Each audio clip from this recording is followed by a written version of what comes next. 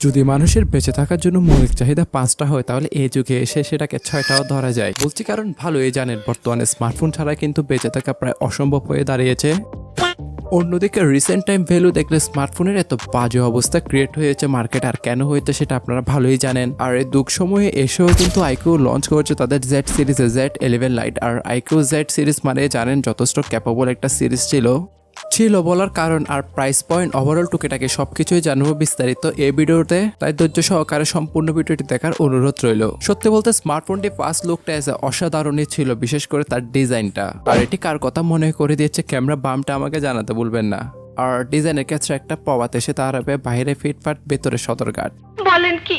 উত্তরটা ভিডিওর সামনেই জানতে পারবেন, যেটা ওভারঅল 8.4 মিলিমিটার থিকনেস আর 209 গ্রাম ওজনকে ক্যারি করছে, যেখানে ওনাকে আবার ফুল বডি প্লাস্টিকে ইউজ করা হয়েছে, তাই কস্ট কাটিংটা ভালো লেভেলেরই করেছে। সাথে IP65 এর একটা বেসিক রেটিং থেকে শুরু করে মিটার স্ট্যান্ডার্ড 810 এর সার্টিফিকেশন। এই প্রাইস পয়েন্টে মূলত আর একটু বেটার কিছু আশা করি আমরা। স্মার্টফোনটির ডিজাইন কোয়ালিটি ঠিক রাখলেও বিল কোয়ালিটিতে অনেকটাই কস্ট কাটিং করেছে বলতে পারেন। অন্যদিকে ডিসপ্লে সেকশন আসলে ভাই কি বলবো, ভিডিওটা আপনি স্কিপ করবেন না বস। হয়তো আপনারও খারাপ লাগতে পারে, ফ্রন্টে দেখতে পারবো নচ ডিসপ্লে, সব থেকে খারাপ বিষয় ছিল সেটা মনে করতে পারেন আপনি, তবে না, এর থেকেও খারাপ বিষয় রয়েছে এর HD+ রেজুলেশনটা। আমি মনে করি এদিকে আবার পাবলিকের মায়ের খাওয়ার থেকে বাঁচার জন্য তারা এখানে সফটওয়্যারের মাধ্যমে ডাইনামিক আইল্যান্ডের মতন ফিচারটাও দিয়েছে। আর সেটা দিয়ে কি লাভ বলুন, আপনি যখনই কন্টেন্ট ওয়াচিং করবেন প্রথমত নচ ডিসপ্লেটা চোখে পড়বে, দ্বিতীয়ত এর রেজুলেশনে যথেষ্ট ঘাটতি রয়েছে।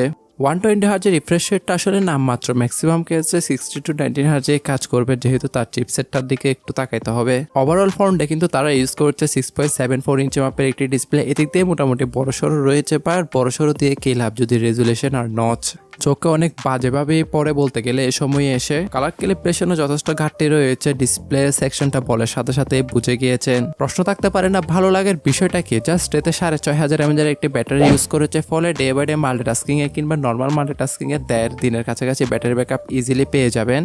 চার্জিং এর জন্য 44 ওয়াটের ফাস্ট চার্জিং সিস্টেমকে সমর্থন করে দেন। রিভার্স ওয়াট চার্জিং থেকে শুরু করে বাইপাস চার্জিং এর সুবিধাতে দেওয়া হয়েছে, বাট গেমিং এর জন্য বাইপাস চার্জিং এর সুবিধা, আপনি গেমিং করতে পারলে না বাইপাস চার্জিংটা নেবেন, এখানে খেলবেন কি ভাই আপনি।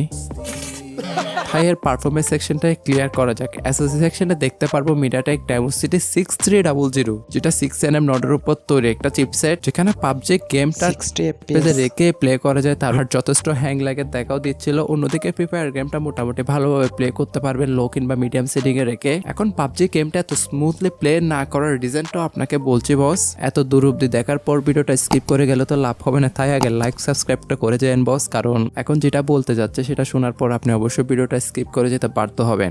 এটি প্রাইমারি ভ্যারিয়েন্টটা জাস্ট 4128 দিয়ে শুরু হয়েছে, আপার ভ্যারিয়েন্টটা 6128 আর টপ ভ্যারিয়েন্টটা হচ্ছে 6256। হ্যাঁ, এখানে আপনি 8GB র্যাম ভ্যারিয়েন্টের কোনো অপশনই দেখতে পারবেন না, যেটা এক কথা এটাই ক্লিয়ার করছে স্মার্টফোন ইন্ডাস্ট্রিতে কত পরিমাণ যে ধস নেমে আসবে সামনের বছরগুলোতে যদি প্রাইস সেভাবেই বাড়তে যায়। অন্যদিকে তার প্রাইমারি ভ্যারিয়েন্টটা ইন্ডিয়ান মার্কেটে আপনি 19 কিংবা 20,000 রুপির মধ্যেই দেখতে পারবেন, আর 6128 এটা কিন্তু 20-22,000 রুপির মধ্যেই দেখতে পারবেন। দেশের বাজারে আসলে এটা এক্সপেক্ট করা যাচ্ছে যে আপনার প্রাইমারি ভ্যারিয়েন্টটা অলমোস্ট 23-24 কিংবা 25,000 টাকাতে গিয়ে দাঁড়াবে, আর 25,000-এ 4128 কে নিবে বস।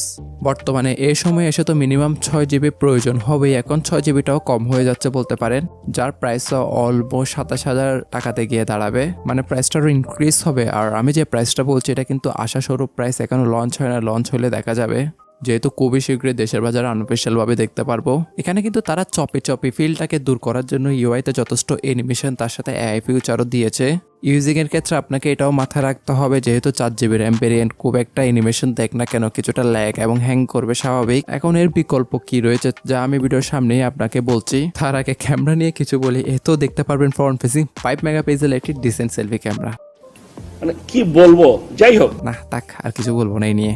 অন্যদিকে ব্যাক ক্যামেরা আসলে দেখতে পারবেন প্রাইমারিতে 50 মেগাপিক্সেলের মেন সেন্সর, মোটামুটি ডে লাইট কিংবা প্রপার লাইট কন্ডিশনের ছবিগুলি তুলতে পারবেন। অন্যথায় তেমন আশাস্বরূপ কিন্তু রেজাল্টগুলো আপনি পাবেন না। আসলে আইকিউ জেড সিরিজ কিংবা আইকিউ সিরিজকে মূলত আমরা গেমিং সিরিজ হিসেবে জেনে থাকি, তবে Z11 লাইটে এমন কস্ট কাটিং করেছে, এটাকে কি আপনি গেমিং বলবেন নাকি ক্যামেরা সেন্ট্রিক স্মার্টফোন বলবেন তা আপনারা নিজেরাই চিন্তা করে দেখেন একবার। যেখানে হেডফোন জ্যাকের গর্ত থেকে শুরু করে হাইব্রিড সিম স্লট সহ থাকছে আপনার সাইড মাউন্টে ফিঙ্গারপ্রিন্ট সেন্সর, তার সাথে নাকি আবার ভার্চুয়ালি জাইরো সেন্সরটারও দেওয়া হয়েছে। হ্যাঁ, সেটা আপনার ভার্চুয়াল ভাবে কাজ করবে, খুব একটা হামরি ভালোভাবে কাজ করবে না সেটা।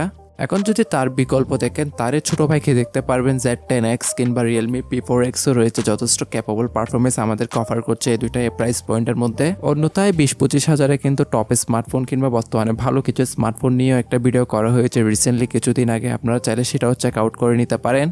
আশা করি সেখানে আপনার পছন্দের কোনো স্মার্টফোন থাকতে পারে। এখন সর্বশেষ, স্বাধীন দেশের আপনার স্বাধীন নাগরিক, ভালো মন্দ বোঝার ক্ষমতা আপনাদের রয়েছে। আমি জাস্ট আমার ওপিনিয়নটা আপনাদের সাথে শেয়ার করলাম, হয়তোবা স্মার্টফোনটা আপনাদের পছন্দের স্মার্টফোন হয়েও থাকতে পারে। সর্বশেষ আপনার মতামতটা কি আমাকে কমেন্টে জানাতে ভুলবেন না বস।